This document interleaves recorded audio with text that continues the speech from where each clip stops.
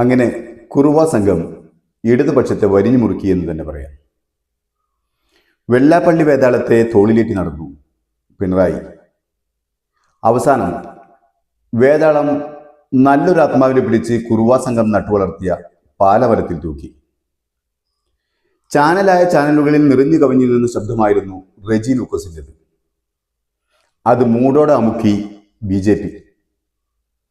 അപ്പോഴും ചാനലായ ചാനലുകളും നാട്ടുകാരും പറഞ്ഞു വെള്ളാപ്പള്ളി വേതാളത്തെ തോളിൽ നിന്നിറക്കാൻ.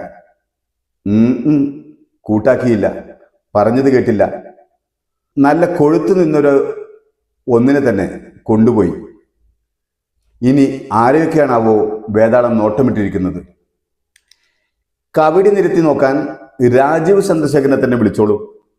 മൂപ്പർക്കറിയാം അടുത്ത ആത്മാവ് ആരാണെന്ന്. എൻ്റെ ശിവ എല്ലാം അയ്യപ്പ കോപം തന്നെ.